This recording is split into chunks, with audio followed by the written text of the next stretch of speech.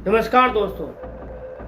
पाकिस्तान के बुरे दिन जो है छटने का नाम ही नहीं ले रहे हैं। बेचारे पाकिस्तान ने कुछ यूनिक करना चाहा, चलो किसी और चीज़ में तो वो टक्कर ना दे सका भारत को, लेकिन हथियारों की दौड़ में उसने एक छलांग लगाने की कोशिश करी। लंबी दूरी की बैलिस्टिक मिसाइल्स को टेस्ट करने की रिगार्डिंग एक फैसिलिटी चला रहा था पाकिस्तान अपने यहाँ, और इसमें उसकी हेल्प कर रहे थे चाइना और बेलारूस। लेकिन यूएसए ने जो है चाइना की कंपनियों के ऊपर और बेलारूस की जो कंपनियां हैं उनके ऊपर सैंक्शन लगा दिए हैं, जिससे पाकिस्तान की मुश्किलें और बढ़ने वाली हैं।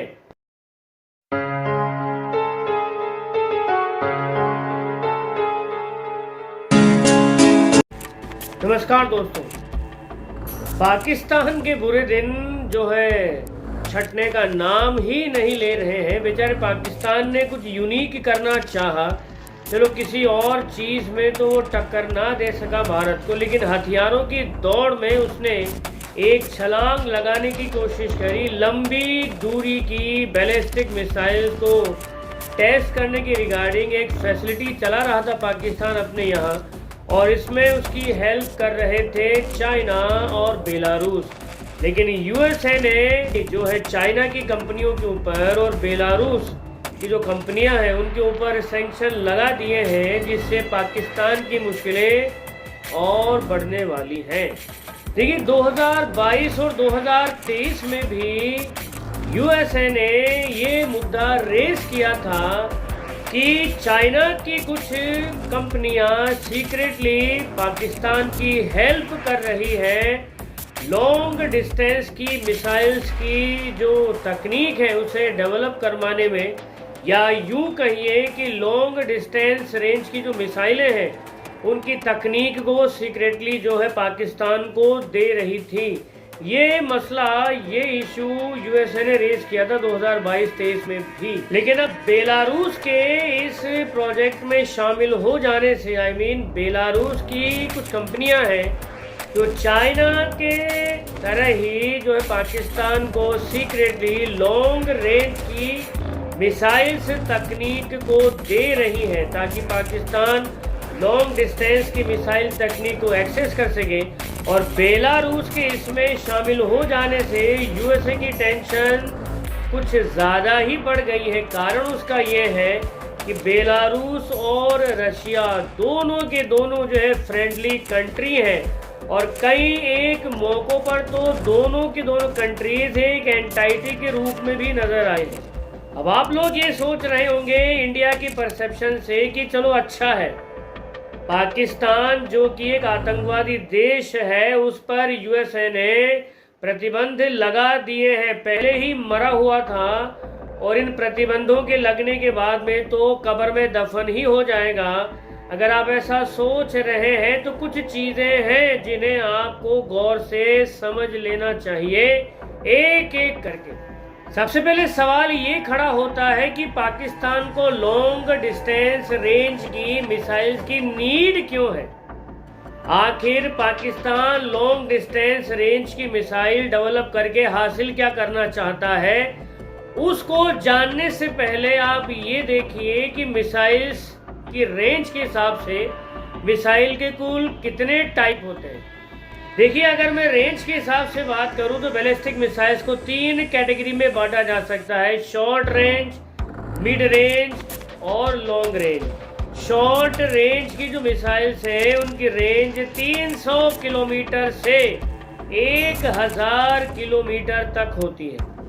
अगर बात करें मीडियम रेंज की बैलिस्टिक मिसाइल्स की तो इनकी रेंज जो है 1000 किलोमीटर से 3000 किलोमीटर तक होती है। और अगर मैं बात करूं लॉन्ग रेंज की मिसाइल्स की, वो 3000 प्लस किलोमीटर का दायरा होता है। अब पाकिस्तान के पास में लॉन्ग डिस्टेंस के रेंज की कोई भी मिसाइल नहीं है। उसके पास एकमात्र एक ऐसी मिड रेंज की मिसाइल है जो है शाहीन 3, लेकिन ये भी बैलिस्टिक मिसाइल है, कोई क्रूज या सुपरसोनिक मिसाइल नहीं है। इन शॉर्ट बैलिस्टिक मिसाइल वो होती है जिसे बड़ी आसानी से ख़त्म किया जा सकता है, मार कर गिराया जा सकता है। और अगर बात करूं शाहीन 3 किससे इंस्पायर्ड है, भारत की अग्नि 3 मिसाइल से इंस्पायर्ड है। अब बात करते हैं शाहीन 3 जो मिसाइल ऑलरेडी पाकिस्तान के पास में है, जिसकी मारक क्षमता 3000 किलोमीटर तक है। ये इतनी है कि पूरे भारत में इस मिसाइल के जरिए पाकिस्तान कहीं भी धमाके कर सकता है। और वैसे भी पाकिस्तान का जन्मजात शत्रु है ही भारत। तो भारत की जब हर एक सीमा, हर एक क्षेत्र, यहाँ तक कि अंडमान और निकोबार का जो रिमोट एरिया है वो भी शाहीन 3 की जद में है, तो फिर पाकिस्तान को कहाँ नीड आ गई लॉन्ग रेंज की मिसाइल्स को डेवलप करने के, क्योंकि उसका एकमात्र शत्रु तो भारत है। अब बात यह है कि यूएसए के पास में उसकी CIA ने पुख्ता इंटेल दे रखा था कि पाकिस्तान ने मिसाइल प्रोग्राम जो है चला रखा है, उसने शॉर्ट रेंज की मिसाइलें डेवलप करी, उसने लॉन्ग रेंज की मिसाइलें डेवलप करी, तो भी यूएसए के पेट में कोई दर्द नहीं हुआ। लेकिन जब अब पाकिस्तान लॉन्ग रेंज की मिसाइलें डेवलप करने में लगा हुआ है, तो आखिर यूएसए के पेट में दर्द किस चीज से चल रहा है, एक बार हम उस चीज पर गौर करेंगे। अब यूएसए एक तर्क देता है कि अगर पाकिस्तान लॉन्ग रेंज की मिसाइलें डेवलप कर लेता है तो ऐसा करने से इजराइल की सिक्योरिटी खतरे में आ जाएगी, क्योंकि लॉन्ग डिस्टेंस रेंज की जो मिसाइलें हैं उनकी मारक क्षमता 3000 किलोमीटर से बहुत ज़्यादा होती है। और ये इतना एरिया है कि उसके अंदर यानी पाकिस्तान की जद में इजराइल भी आ जाएगा।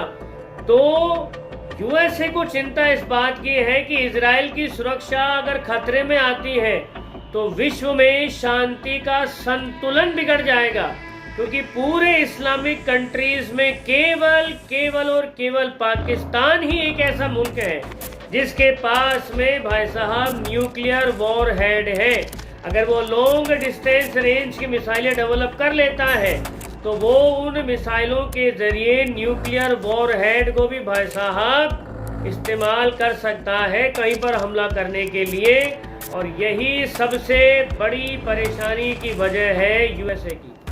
पाकिस्तान के न्यूक्लियर प्रोग्राम को लेकर के मिस्टर बैगिन वो 1979 में ही यूके की पीएम मार्गरेट थैचर को वार्न कर चुके थे कि पाकिस्तान का न्यूक्लियर प्रोग्राम जो है वर्ल्ड पीस के लिए बहुत बड़ा खतरा है। उस समय मार्गरेट थैचर और जो यूएसए थे उन्होंने समझाया था मिस्टर बैगिन को, इजराइल के पीएम को, देखो पाकिस्तान जो न्यूक तकनीक डेवलप कर रहा है उसका इस्तेमाल वो हद से हद भारत पर ही करेगा, क्योंकि उसका चिर विरोधी जन्मजात शत्रु तो भारत ही है।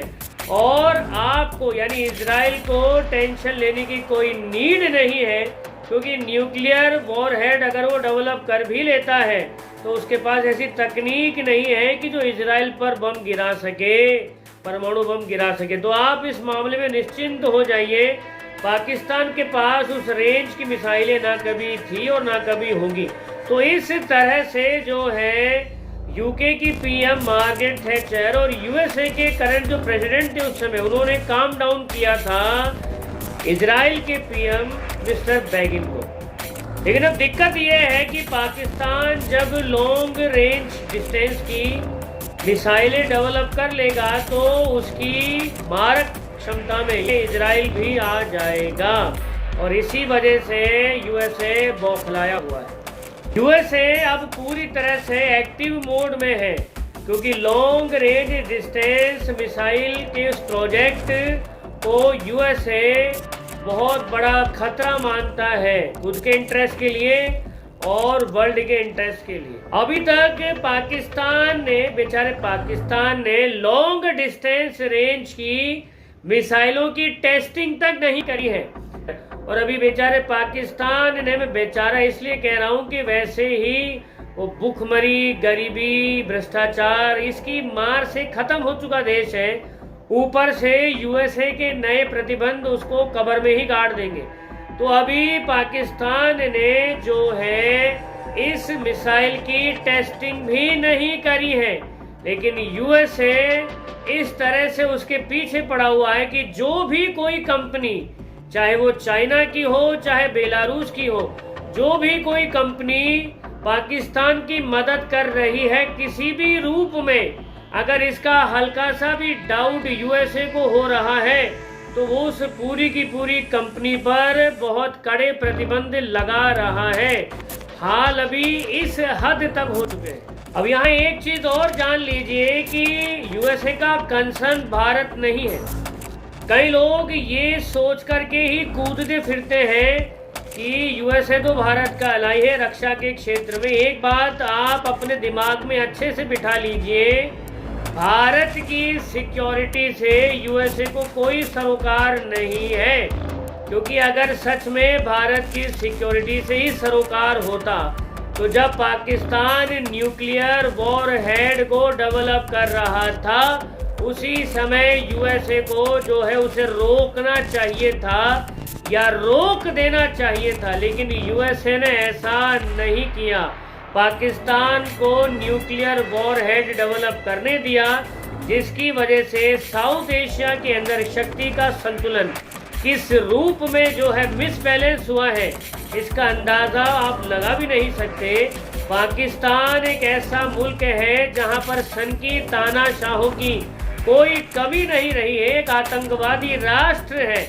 ऐसे में अगर कल्पना करके देखिए, पाकिस्तान के ये न्यूक्लियर वॉरहेड अगर गलत हाथों में पड़ जाते हैं तो पूरी दुनिया में तबाही लेकर के आ सकते हैं ये हथियार। लेकिन इन सब चीजों के पता होने के बावजूद भी यूएसए ने पाकिस्तान के न्यूक्लियर प्रोग्राम को रोकने की कोशिश नहीं करी, क्योंकि उसे ना भारत की फिक्र थी और ना ही साउथ एशिया की। तो ये बात बेमानी है कि अमेरिका किसी का सगा है। अमेरिका किसी का सगा नहीं है, वो केवल अपने हितों का सगा है। यूएसए की दूसरी सबसे बड़ी टेंशन ये है कि अगर पाकिस्तान ने लॉन्ग डिस्टेंस रेंज की मिसाइलें डेवलप कर ली तो बहुत मुमकिन है कि पाकिस्तान में उस चीज़ को दोहरा दिया जाए जब पाकिस्तान ने न्यूक्लियर तकनीक को एक्सेस किया था। आपको याद होगा पाकिस्तान के एटॉमिक साइंटिस्ट A.Q. खान, उन्होंने परमाणु तकनीक को दूसरे देशों को बेचा था। तो अब यूएसए की एक टेंशन और है कि यहाँ इस तकनीक यानी लॉन्ग डिस्टेंस रेंज की मिसाइलें डेवलप होने के बाद में ये जो तकनीक है, इस तकनीक को पाकिस्तान या पाकिस्तान के साइंटिस्ट जो है किसी ऐसे देश को बेच सकते हैं, वो देश जो यूएसए की संप्रभुता के लिए, यूएसए की सुरक्षा के लिए बहुत बड़ा खतरा हो सकता है, लाइक ईरान। बड़ी संभावना है कि पाकिस्तान ये तकनीक लॉन्ग डिस्टेंस रेंज की जो मिसाइलें हैं उसकी तकनीक ईरान को बेच दे, और अगर ईरान के पास ये तकनीक आ जाती है तो ईरान क्या तबाही ला सकता है यूएसए के ऊपर, इसका अंदाजा यूएसए को बहुत अच्छी तरह से है। और यही वजह है कि वो हर हालत में पाकिस्तान के लॉन्ग डिस्टेंस रेंज की मिसाइल प्रोग्राम को पूरी तरह से खत्म करना चाहता है। यही एक वजह है जिसकी वजह से यूएसए के तोते उड़े हुए हैं, और यही वजह है जिसकी वजह से यूएसए ने चाइना की कंपनियों पर और बेलारूस की कंपनियों पर कठोर प्रतिबंध लगा दिए हैं ताकि पाकिस्तान के पास में ये तकनीक कभी आने ना पाए। तो दोस्तों, आज के वीडियो में मैं इतना ही लूँगा। मैं आपसे फिर मिलूँगा मेरे नेक्स्ट वीडियो में। तब तक आप खुश रहिए, मुस्कुराते रहिए। जय हिंद।